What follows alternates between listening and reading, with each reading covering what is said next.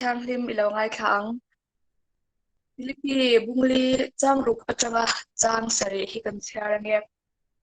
enga ma mang ang su enkima tawngtai le dilin lom thu shil tel zelin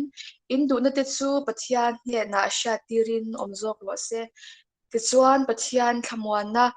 rilru reng renga sha sen lo khan in thinlung le in ngai to na te chu Krista iswa chuan aven sakang chu kan Bible thu chartak telal pan kan za ata na min son sak cheu lo se ole kan chen nan kan chong chai nge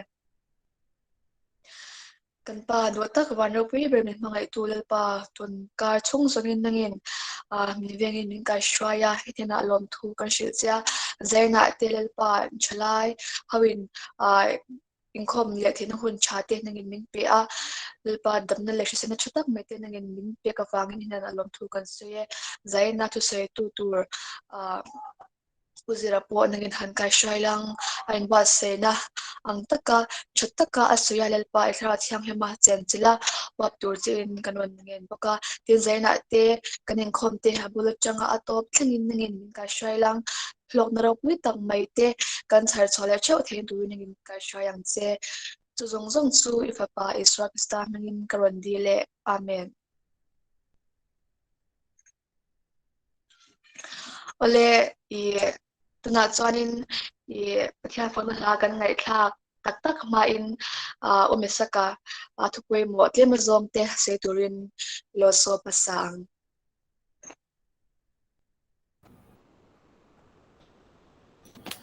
ole nia he tupoi mo hantia chuanin engemaw han sei ve du hakan newa chen chu ai thalai tawngtai ho na kan han di mai hi kan nei tan hun chia po khak lo kha chiang to lawa kan tan kan nei na hetianga online na inkhawm na masaber kan nei kha e amaro chu engemaw hun lai kumin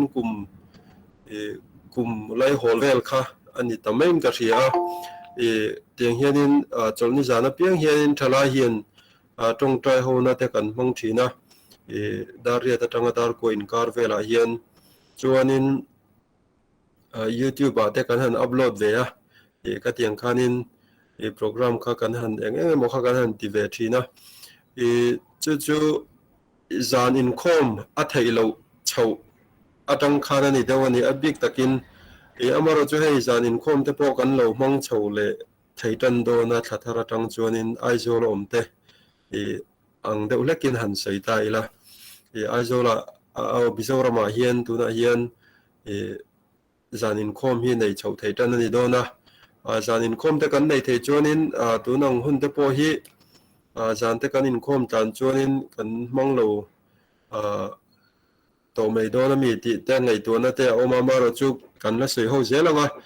zaina inkhawm thin ang deuh hianin pual deuh hianin group kha kan siama thalai tawngtai ho na kan tia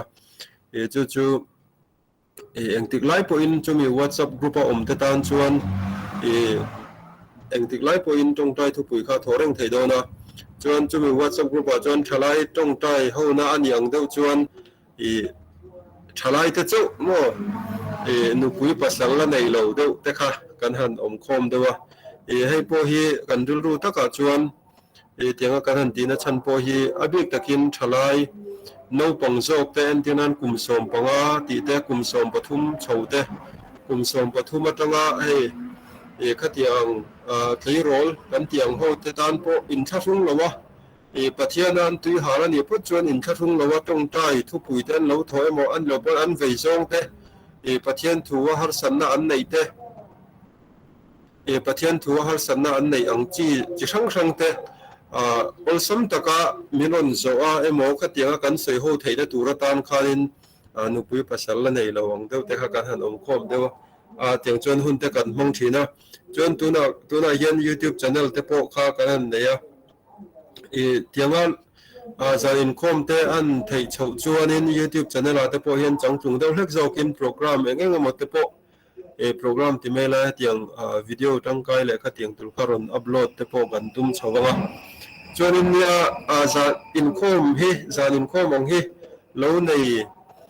tàu lâu đón ta ang te pon lâu hisap tai la ani pon kan lâu này zel don ani po in hay thalai trong ta ho na group pool hian eng mo program hi huai hot chho tan te po kan han tum do na nga chan chu hay lockdown te po a ziom chho tan ta inkhawm chuate ko than khor jok to ang chi te tin mi har sa jok te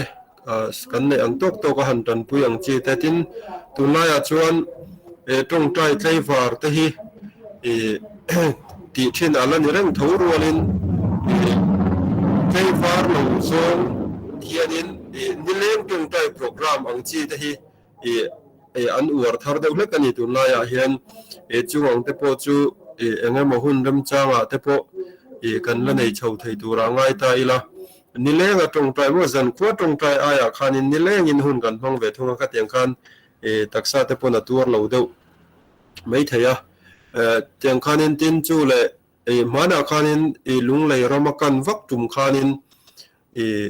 advantage nilo thalai hian an huai hot tawngtai group thadeu mai pakhat chu 24 hours prayer chain khanon kalpuya chu kami lung lei ram kan chung zong khanin 24 hours mo kaipo itelve du min ron tia kavatel ve a chuda chuanin prayer partner kha kan neya daka khatte te khan kanin tawngtai choka chuan tikhan daka somni pali chung khan athen chu zingdar khatte po an changa tiang khanin athen chu zandar soma tanga som pakhati te mo khatiang khanin kan hun chan theu te kha kan neya khatianga han man te po kha kan hun to ni na anawa atula ni chuan chung te po chu kan la ti zel tho tu ra ngai tai la tin program engemo duan tu sang sang kha khatiang kha kan lo sia idea thadau te kan lo ne ni point khatiang kha group lama te po kan sei hawanga tiang khan kan ti ho zel don ni ti kha tối te in kan sei dua Chawlhni zan tawngtai inkhawm te kan lo nei lo chho don a lo ni po in program sang kha kan la nei chho zel don ni ti kha tối te in kan sei ve lok ani chu ole kalome ole ome saka chunga lom thu kan se ni a program sang te po kan ne chhozel tura ngai la chawme tuna chuanin pathian fakna hla kan ngai thla anga nulla leram nga ki chong thu lo somang ain ringem o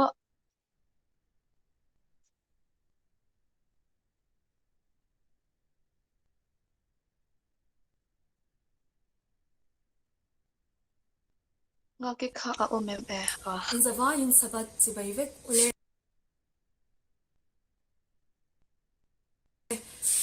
ole in shat angin turia lamate signal kan nei chat law wangin in zinga live ron telve po kachak ema ma se recording hi kan nei topa khongaya kala sakturte min lo ngai kha turin som ateu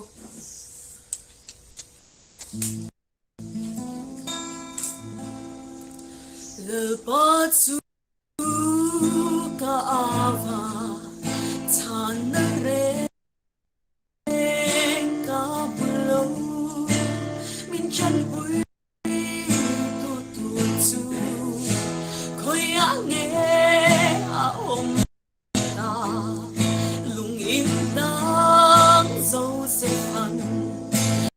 chan bui tu a bulo ma se la pathian chua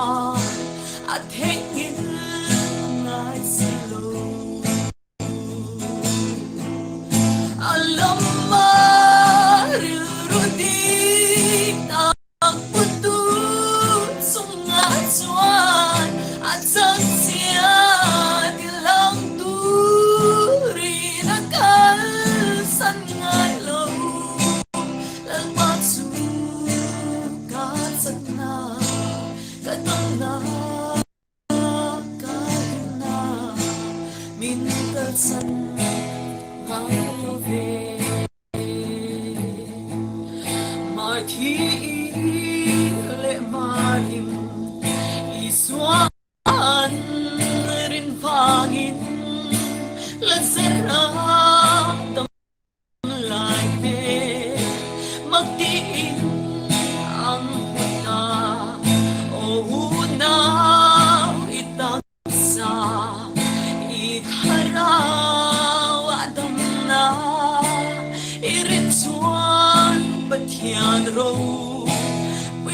chu ai muang alama riludi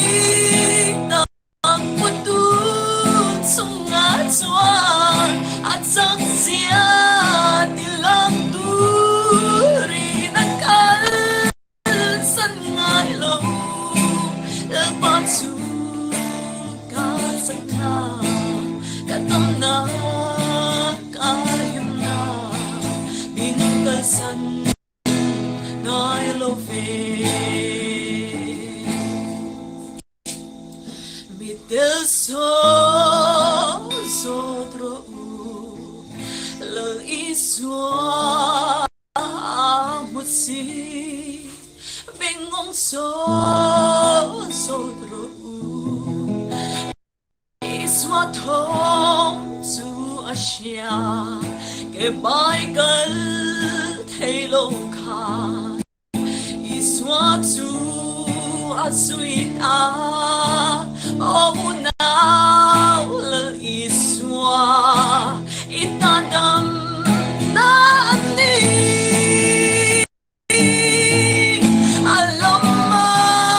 riludi nang putut sungai chuan at sang sia tilang turi nakal san ngai lo lepa chu ka sakna ka dom na ka yum na bin ka san ngai lo ve lepa chu ka sakna ka dom na ka yum na bin ka san ngai lo ve lấy phần nó Phật lào là sống độ sen Amen. Ole zai thiam hle mai nula nga ki chunga khan lom thu kan suya signal chekara po kong dang te da pin moi tak mai na ron zai chuak theya chunga lom thu kan se tak set set ani tuna chuanin tong trai ro na hun kan lo mangle do nga tong trai thupui thodu tan hun ila honganga chuanin I kan chat box a khan adu tan chuan ron type mai the hun ila hongang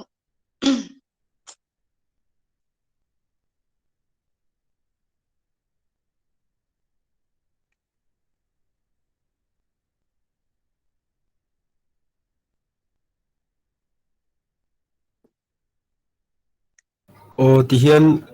kalo sei pa mayanga ei evan ruat sanga tuipang te chung kuale evan daniel aral te sei hasar kan leader te an positive ka tong tai thu puya ka karon thobel ani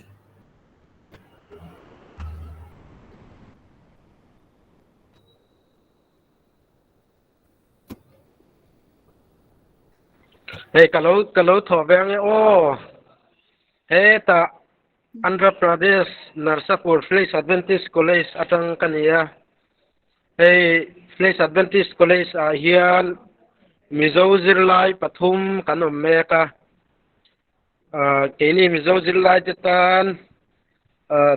lotling taka kanzil suathainan le dam na hrisel na pathian kai hruaina kan dan thainan min lo tong sai pui ro ti kan tho ve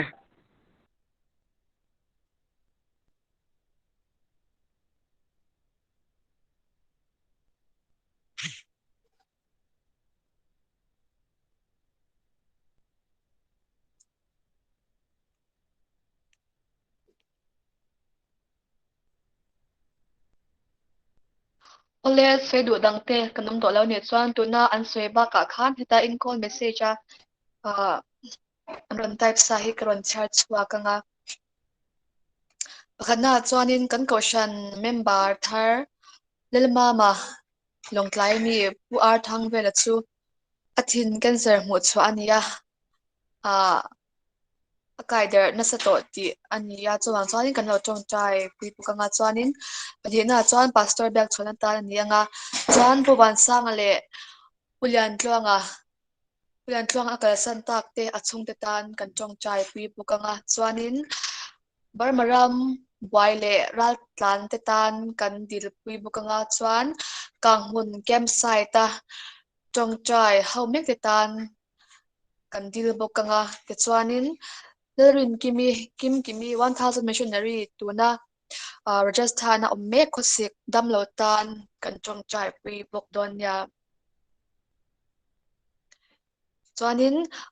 puopia zarkot le anu pi hmai damlo tan kan dil pi bok kanga ti chuan umesaka ron soite tin flaisa zella jong te tan kan dil pui bok don ya tuna chuanin tong trai wal na hun kan nenga a the sham chuanin kan microphone kha mute lawila chuanin atop karon khar don ya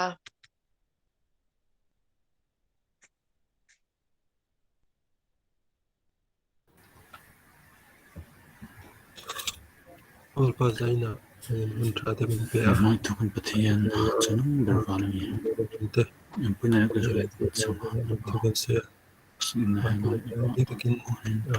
yan te orang kita kan nire thegini ton pa na kan remember chuna ba nal mama tan shadangin kan sa te adam na tu te nan tan dam takni in oma asal bi takin na pulan ma no adam no tam te nam lo in thang be kan sar so ba sa wala studio shoma kal san ta kan se tan kan piak chona sakto ni Batin maram maram buai ta tin ruan sang le pian tlong ro san tok chung te nangin thamon la ton pa ni anal ba ko kin mo te tan chen le ten ton le ma kal ta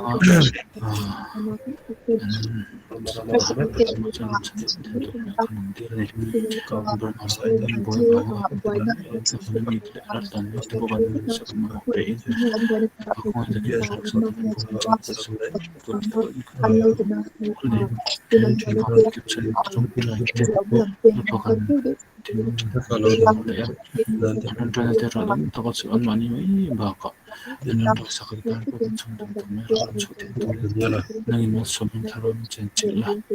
in hopiasa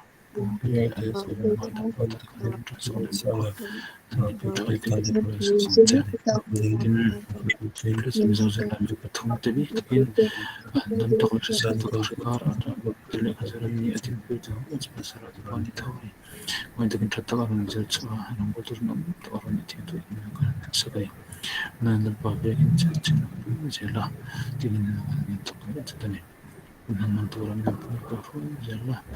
bahas kanda kartel mo sa kanan jala sina yang punya lagi rutin mo to superstar min kadile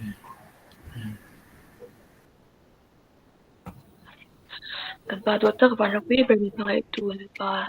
zaina te hun cha te ngin min pe ak ne na lom thu kan se zaina te pu khan le pa trong trai pui ngai a chen te chu dam lo te an ni a chen te chu le pa ram buai te an ni tin a chen te chu le pa nangma ta na pasal chala ne tur pathian thu zem mek te an ni boka le pa an tan khan zaina te tak sa tin le pa kan ngen saka khwai takin kan din tlop takte ngin na rim tu ya mila pum sak tu ni na karon nge ne chu zong zong su hi fa pa iswa krista ngin karon dile amen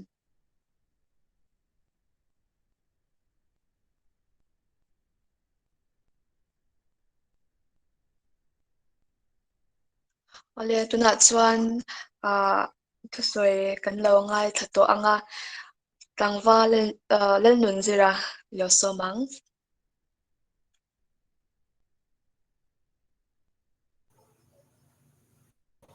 Ole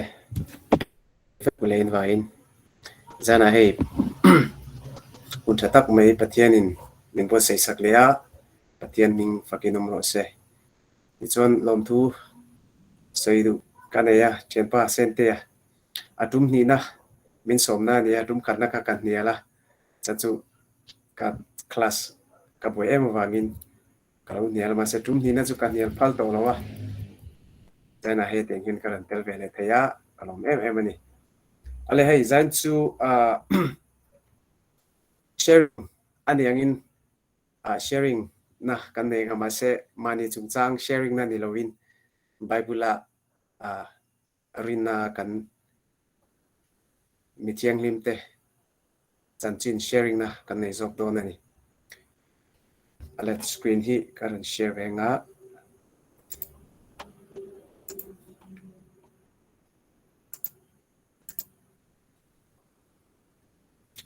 alai zana Naomi chanchin atangin July pani khat kan zir ho nga reilo te Naomi chanchin hi ruthi bua kan hu theya Naomi chanchin le jopa chanchin hi ai nang deu em chanchu annu na thil thleng jong jong kan hen hian July tam tak zirtur kan ne kan hu theya tin annu na thil thleng an ro sum chan na tele an chu ko fanau jong jong an chan na jong jong te kan en chuan annu na hian ai tam tak in anna zir chu thai kan hu ani ale tu na hian nom chanchin atanga July tlem kan zir ho nga bible kan nei chuan ruti bung khat kha lo en thawila ruti bung khat chang khata tang changa karan chiaranga rorel tu te chuan arawan re line heti hiania chumi rama chuan chamalo tla a tin Bethlehem Juda mi pakhat ma brama om turin amale anupuile afapa te pahni nen ankala chumi mingchu Elimeleka ania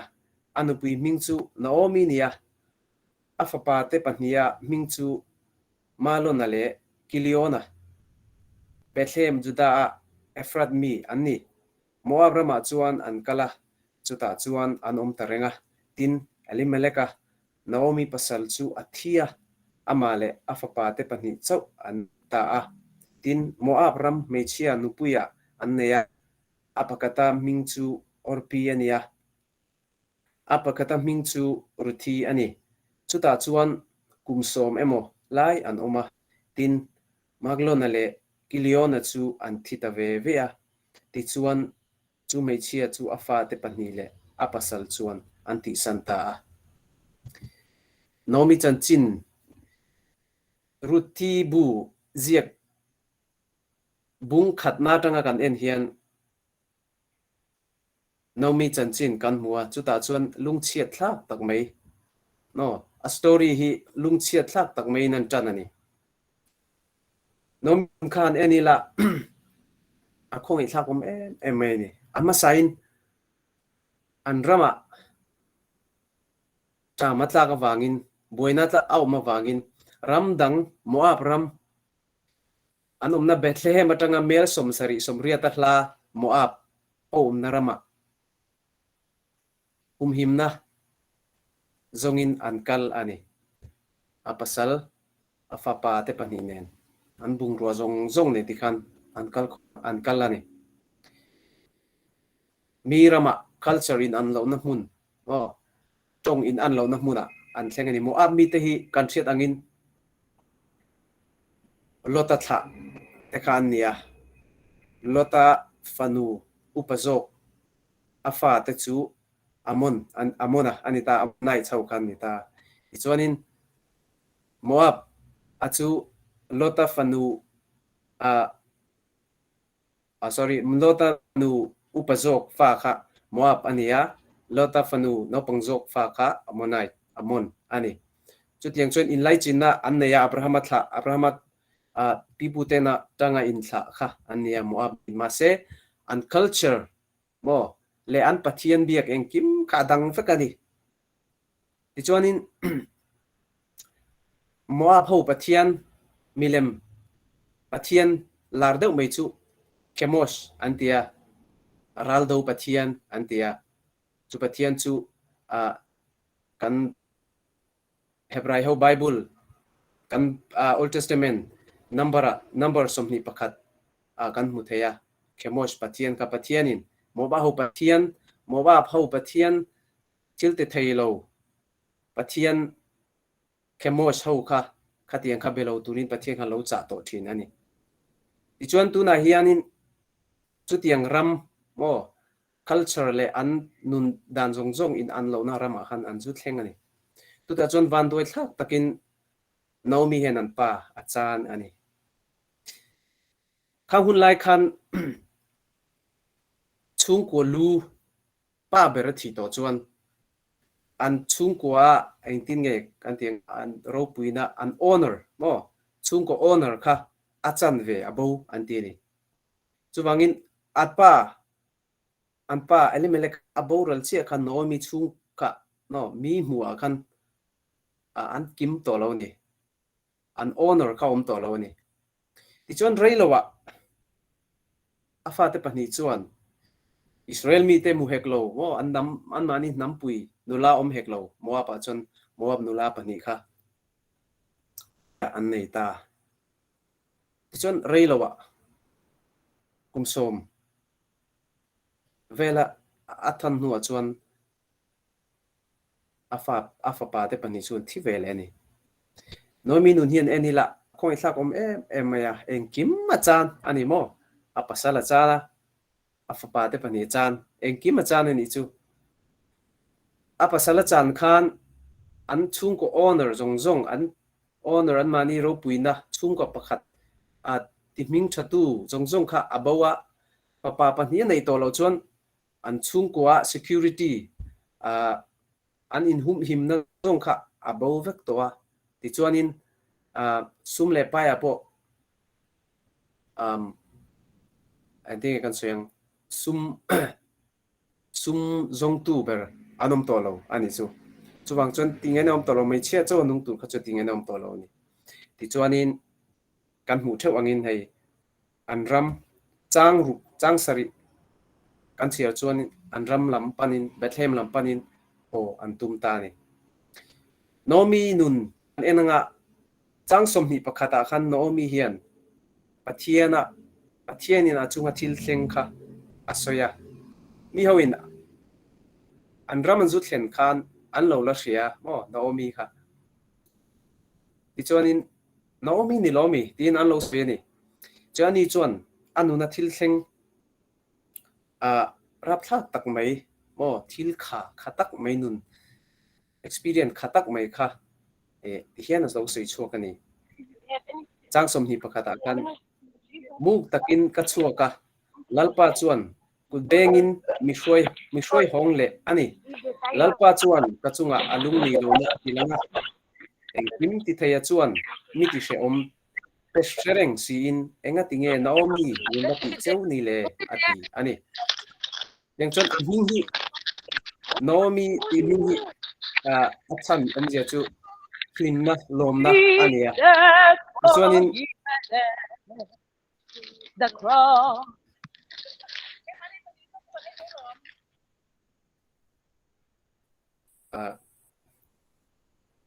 Okay, mute toin ka siya. Tiang chuanin nomi mingkha pleasen limna lomna ania ma se a mingkha thak turin mara ti turin asaizo kani kha nomi nun kan en hian zopanen in anna tam tak an nei ta mase ta hi nomin pathianina achunga thil thleng aruam manna hian heti bible chang kan chiar hi chon vui ti deu mo pathiana lungni pang deu alang theini maro chu adik tak chon nomi hian pathiana arinna zong ngata achunga thil thleng kha pathian ram ruat na ani ti in na top mai ani ti chon kan bible scholars John Gill sa chuan en tin nge lo comment ti chuan hemi chang som ni pakhat chang som ni le som ni pakhata nomi thu chuak tongkam chuak pathian in ka chunga alung li lo na langa engkim ti thei chuan mi ti hre oma ati zong hi pathian ruam man na angin achunga pathian kut nga ania achunga ro rel na kha rin nei apom top mai ati ni chu ta chon enge kan mu te ti chon Naomi nu na hian pathian ina achunga thil thleng zong kha avui lowa o engwange tin zona po azor lo mase pathianin aruam man angin arem ruat angin athlentir mai ni tin Naomi hin rin nei na pom mai ni ta han zilai poi mo tak mai chu keni ring tu te pathian iso Krista nung zui tu te nu na hian sana tam tak kantok meka ni tin hasana dang in anglo kantok ani ti chuanin kan rin na po hi athang lian tel tel a pathian kan rin na pathianin kan nu na ruam manna neya arim ruat angina kalani tia rin na Naomi nga rin na kha kan nei rolin kan nu na kan rin lo kan bei sail til rat thak tak mai kha ahleng thei fo ani Naomi na pasala chana afapa te pani bok chu tiang che chon ke ni po rin na pathian a rin na kan nga em lai kan nu na pathian thil tia kain nga top na nun a hian kan chunga har sanna soifia rollo hriat thiam har em mai har satna mang an na chan na kan tong the chu kan expect kan lo in ring rock to ra ni mo a ring tu kan ni na kong a hian ma som na lir kha kan nu na thleng don lo wa ni har sana lir kha azoni lo thleng bok don lo chup ti rol chon kan nu na thil kan rin na lo thang lian turin pathianin kan nu na har sat na thlen kha arem te ni Naomi nun poi chu tiang chia chu nia har sat na mang an na aton kha pathiania phal tak men thil khatak anuna thil khatak me kha atong tlak me ni chu het tiang har sat na kan to zong te hi adik tak chon kan rin na ti thang lian tu ze alo nia chu bible ti hian Johana bung som paruk chang som thum pathuma isuan ti hian min lo hrila khovela hian she omin in omthin nema sela thamong takin omro u kein khovel kangam ta atia isoin kan na har sanna mang an na hre om na zong kan ton hi a hre chiang ema chuwang chon min lo remind mo min lo hrilok sa hetiang laka hian beidong lo turin thamong jok turin min lo hrit ani ti chon petera thon khat bungli chang som pania petera chon ring tu te chu lo cha le du tak te u injinga fiana na satak lo nangma ni fiana tura in chunga lo thleng hi thilmak in chunga lo thleng angin mak ti su alo ti ni ti chon heta hianin petera thon khat bungli chang som pania kan mu fiana na satak lo ti atong bul grip ro chon fairy tale antia field trial chu trial sabtung in trial ti hi trial re chu in hai experiment ka anting kan kai mani din mun tekinan trisel na konga kan trisel to kem tia in test na mo ti chonin kan ru kan emotion zonga kan thanglian to kem kan puitling to kem tia in test na trial khanita chuwangin kan nu na hre om na lo thleng zong fia na lo thleng zong te hi trial min test tu engti copy nge pathian kan rin engti copy nge rin na pathian kan von tlat don tia trial min test na aloni chu zaina hian chu atharin in fuinon leila ka du ni har sana mang ana lo thleng zoi re hi hre om na zong te fia na kha ha zong kha trial ani angin keimania engti copy ne pathian kan von don du thlan na nge tak mai engti nge kan siam don tia trial min test na khalo ni zel mai ni chu poi mo khop mai ti chonin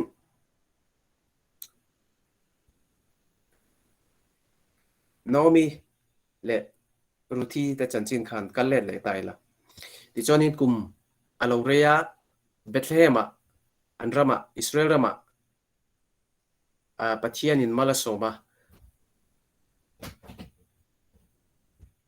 ti chonin anram kirle turin ain bo saitani chuna chuan Naomi chu anpa aboral towa afapa te pani kha an boral to boka amo tenen khan an hotani mase ti chon konga an kalai mek chon Naomi hian o turin ashil tani amo te pani mo orpi le ruti kha ta hian bible in orpi ming hi masa anda ada aziak tu hian chutu kan bible thiam scholars te chon hebrai bua ming aziak masare re chu annuna thil thlengat an hemi storya thil thlenga tam jok wangte ani lo le annun kha active mo ekima khan thi zung mi an ni na active le an storya thil ti thai big khatiang mi an ni na hian an mingin da ma sazel ante ta hian mote pahnia ruthi kha anung jogan da or pi kap ma jogan da omje chu or pi hi an chungko khan monu pakhat jok ruthi ai khan active jogani enkima khan mo fel fm big an khana langta ni ruthi ve thung chu pahninan da mingkha eta atop lamanda chu omje chu ruthi kha mm lo ni mo in chung kurchet chu avela emon in biang na chungchang an social vela poni se temin an mo pakhat jok or pi ai kha chon tlemin an noi niam deu engemo chena or pi kha azu active jok ni na langta ni ti chon maro chu ta hianin tuna kan sei chho zelanga ti chonin nomi chon ho turin a hrilta an chungte mun anom na huna ho vek turin anin fa apethei tolowa ti chonin anni po pasal dang nei turin a fui ani tulai tong ta kan sei chon ti chonin an pani khan an tapa kan zui don che an ti lui ani masa chon kan zui yang che an ti lui ti chonin chang kwa chang som khat kan share so chon nomi kan nilowe ati le khap le local su engwange miran zuyang nangmani ma khwa engkim future in la nei tha ya chuwangin hozo ru ti tani atopa chon or pikan nomi ka afopa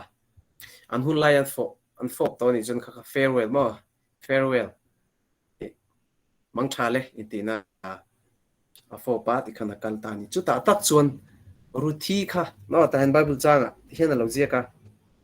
tin an o choin an tap le ta chiam maya tin orpi chon api chu afopa ruthi ro chon avuan tlata aran ate ni ta hian avuan tlata ti ta hian tu nge ka zu shit ti chon zakopa ta zu Genesis bung som thum pani kha zu kal le ta le zakopa kha amang ang zan khua in mo tong trai chu ta chuanin vantir kaunen an sual ani kha ain buan ani kha an buana ti chuanin vantir kau khan amala khan liama siama ta chuanin zakopa khan vantir kau zan khua abuan kha mi hring ani lawa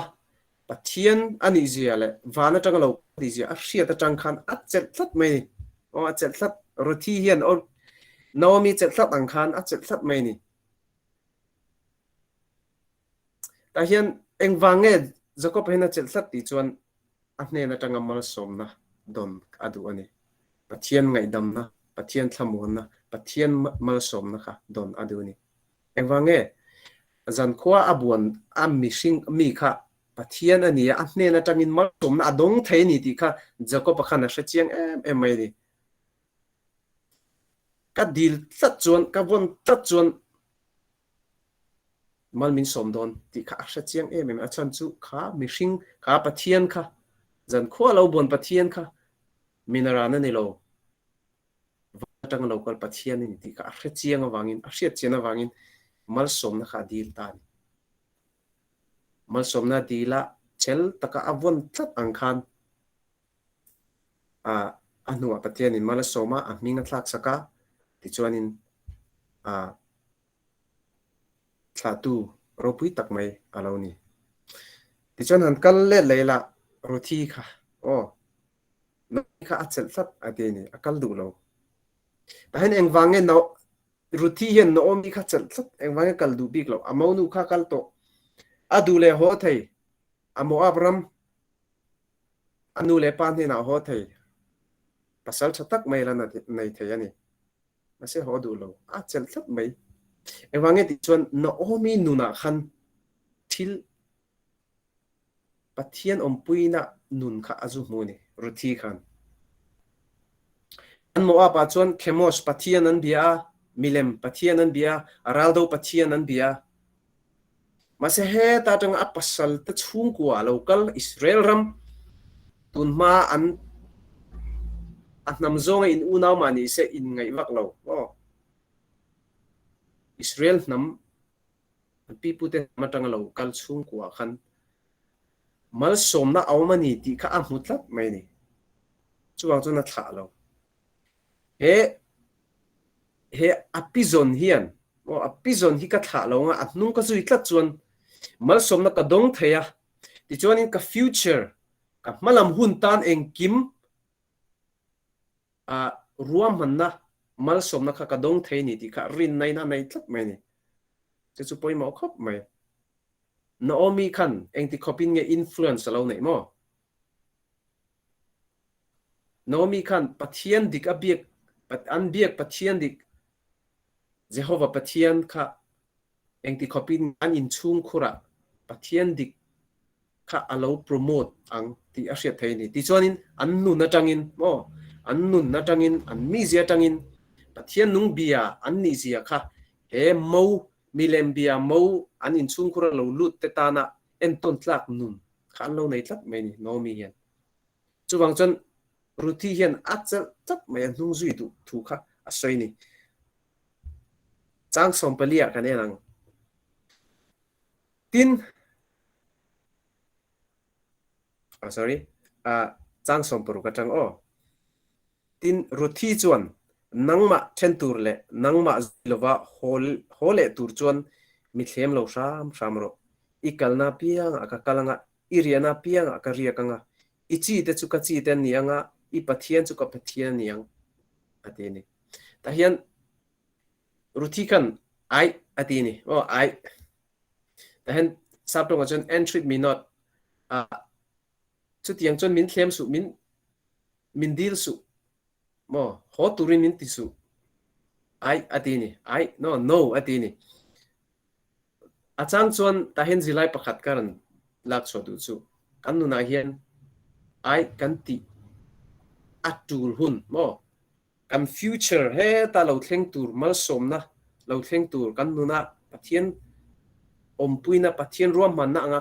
kal theina tu kong a om na zona ai kan ti khangai ani evi khan mase poideu chu evi adamel evi setena khan khami chaleta hrian na thi a thei ei tura thlem khan evi khan ai lo ti se tu ma swala kan tlu don lo ni maseni khan ai alo ti lawa alo o tlat mai ni chu tiang chia chuan Abraham khan anupui sarain an asal nu nena fa nei tura ati khan Abraham khan ai lo ti se tun ang hian mo Abraham thale Ismail tha buaina an hun lai pon buai map to tun thlengin buaina lom khatiang buaina kha om don lo ni ai alo ti lo tlat me Abraham khan chu tiang chon kan nu na hian pathian ruam man na le pathian kai hruaina anga kal tu kan ni na zona kan om na ram hlui mo kan nun hlui zo ka kir pura mi na min nor na hian setena min nor na hian ai kan ti phalatul em ani ruthi khan tis le se an rama khemos pathian te belenga pasal danga nenga anun kha ti khana boral aralle mai donin he bible kan bible bu somruk paruka po hina tel don lo ni ti chonin ani po kha davida lo pian na thla tu zinga po tel don lo ni mase ta hian ai and treat me not min ti su chu tiang chon min ho turin min thlem lui su ai alo ti thlat mai ni chu tak chu poimo em ni ti chuanin ruthi hian eng wange a chel thlata ai atia nung ka zuyang ati thlatna kha noomi nuna khan thil engkim mo pathian nun pathian mi thiang lim tem nun kha noomi nuna khan lo a mutlat mai ni kani tan zirlai poimo tak mi ania kan nuna engtin nge kan in chung khur le kan thian te sa khop dang bia thian te kan nem lo le ko san dang kan nem kan na tho na puna ai mo ko san dang thian sa ko dang bia thian te min muwa kan nun kan mi zia atang le kan tong ka chuak te kan da na tangin pathian nung bia kan ni zia kan omna pianga mal somna thleng thei kan nungon zui chon mal somna thleng thei ti thei tur khop nun kha kan nei chu ke pon kamo em mai ni ring tu te kan ni to chuanin thian iso krista nung zui tu kan nia atharau shroina angzel athu angzela nung tur kan nia chu ti rual chon kan nuna pathian thu kan hriana eng kha chi chuak tur kan ni poimo khop mai chu apoimo em wangin ta hian johana bungria chang som pania iso an ti hena lo soini kei khovel en tu kani tu po mi zui chu thima aleng top lowanga nunna eng anei zo kang ati iso chu en tu ania eng no original eng kha lo ni ta ni ti chon mathaya bunga chang som puruga mathaya hian ti hena lo zia ve le in eng chu mi min muin eng ro se chu ti chuan in thil ti thatte chu an mu anga in pa na mi ro puina chu an mu thayang alo tin o pa vanami pathian kha an lo mu theina turin in eng kha eng chok ro se lo ti ni a eng min pe ma satu iso krista eng nun kha kai mani a om phot chon kan eng chok don ani mo min hu khan kan eng chok don no omi kha iswa lo pian ma te tang towa iswa lo thu soi mo min hu eng lo ni ro se ti kha no mi nu na han lo thleng dei to ni amode namdang a milembia a motel min hu khan eng kha lo chi chok dei to wangin a mo ruthi tan chon nung zui lo kha ati thei to lo ani a chu thudik mal som na kong ani je kha lo mu chiang to em mai ni ti choni atong chu ta tang chon he ruthi na kan no pangte te tanga kan lo soi or em ma chang bon moi tak mai lo chok ta ni mo ti hen han soi non leila nang ma then tur le nang ma zui lo wa hole tur chuan mi thlem lo sam ro I kalna pianga ka kalanga iriana pianga ka ria kanga ichi te chu ka chi te an ni anga I pathian chu ka pathian aniang ani ruthi hian apizon nunga zui na konga hian arin ru zong aring top mai ni engwange noomi nu na khan mal som na kha hutat mai ni akalna pianga mal som na om thei ti sia akalna piang kha kong dik ani ti kha sia ni zana ka thalai puite tana zilai pakhat karan lak sole du chu mi ten kan hnungan zui na kan na tho puite kan thian te kan chung khuwa kan unau te ko randang emo sa khodang bia te emo an la ka hian kan kalna piang himal somna ni zia alangem I kha in zo thong mal somna naomi anga mo eng lo chi suak turin pathian em du tlat mai ni ti chonin irena pianga ka ria kang atia ruthi khan naomi riana huna piang omna piang kamal somna ni ti kha achiang ani chutiang che ke ni po kan omna huna piang kha mal somna niem ti kha kan zongai kan thenon khoveng tan kan in chung khur kan hun kan riana hun kha mal somna niem mi te ran len du na hun aniem mi te na ran len nom ti na hun chung kwa in chung aniem mi te na an har sana zong ran thlen theina in chung chian kan niem unau kan niem na tho pui kan niem ti kha in zo thok tur in ka ni ti chuan in ichi te chu ka chi te niang chi te ti chuan culture family kan chung te kha anita miten ka kan chung kwa a khan engan muem ti chuan in poimo bera chu ka pathian aniang atini ruthi kha pasala nei ma zong khan an kemosh pathian mo ap ho pathian khalo bedon ani mo in chung khura in an pathian dangan bianga ti chuanin ama worldview ama arin na zong zong worldview zong zong pokha milem an ani kemosh pathian milem biak na clear khan akhat don ani a pasal nei nu apo khan chu mi real ru worldview khan nei don achiang sa maset na omi an chung kwa nuber naomi khan abiak asa ko biak me khamosh pathian ayaro puizok pathian dik pathian nungkha a omziele biak la pathian ni zia kha laulan tir tai tonin chungwa kan thenom khoveng te kan unau te sa khodang bia te anom chuan kan thien kan na thopui te kara poni se engtinge kan biak pathian nungan is mi te nan hu thei tur khop nung changle nun engtinge kan nei theyang kha poimo em ni inzo tur ka du cheu ni mo ka inzo paule chana kha kai mani aran chok don chuang zo na kha poimo ema kanuna chutianga mi te na kan pathian biak hi I pathian hi kan tan po pathian ani ti an soi thei tur khop mo ring tu dik kan niam ti kha poimo em ni tong ka chawar tu lo ni thin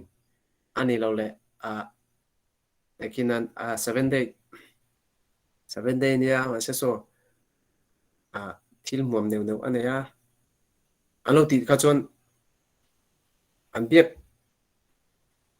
pathian abiak pathian arin na kha akeng zo lo ti na nia ti cho sa ko dang ho min huwa po hi chu christian ne ma se so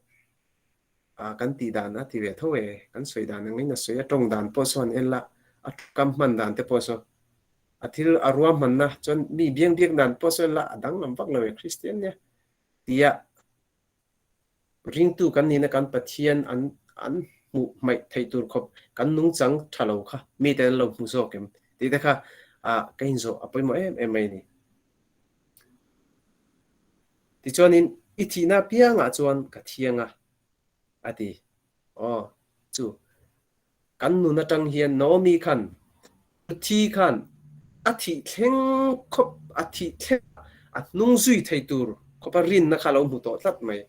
athi thleng rin om taka pathian po bia om na huna oma zui tur influence kha nomi khalo nei ni zana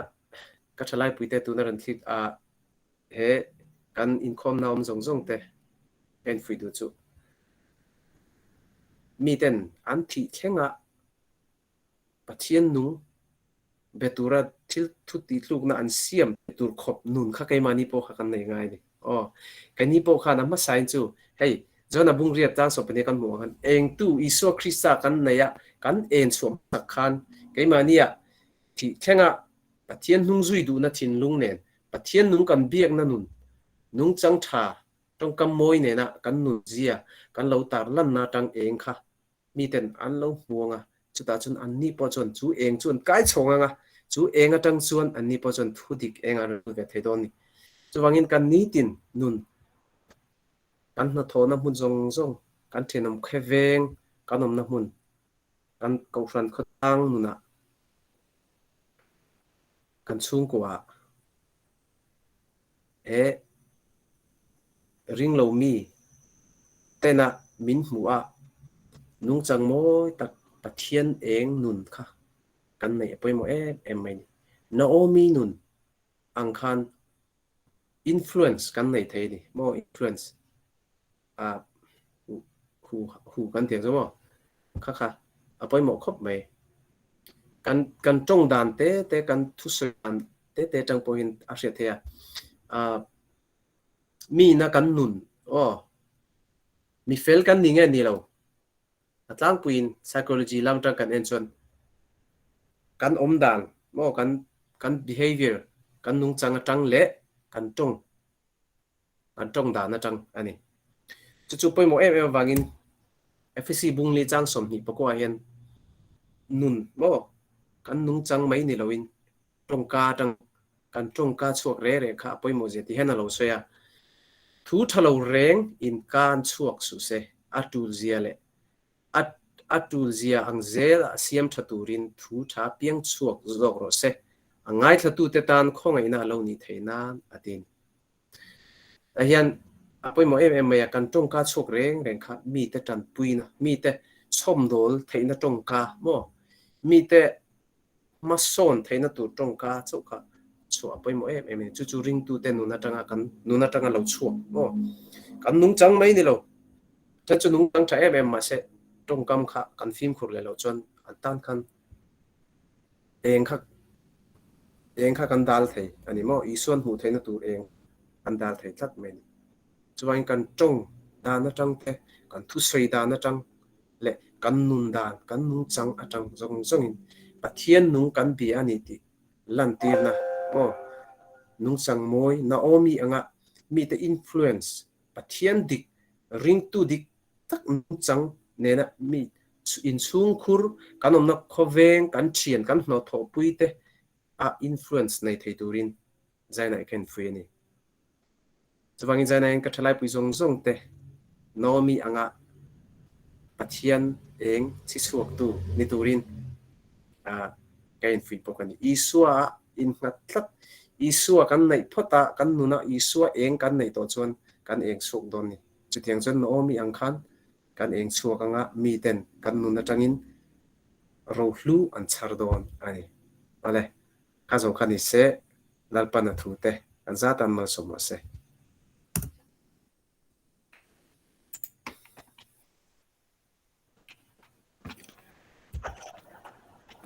ole tu cha nung tak mai le tha tak mai tun lai kan mo mai min thil tu tangwal lan zira zirte chunga lom thu kan sei ni ole tu la chuan fogna hla miron lan sak turin nula lal than pari ma thani kan some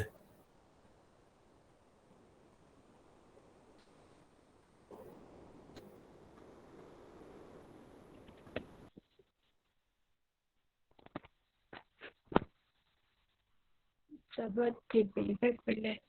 kanaran saktu ki rohu iswa kani karan sabat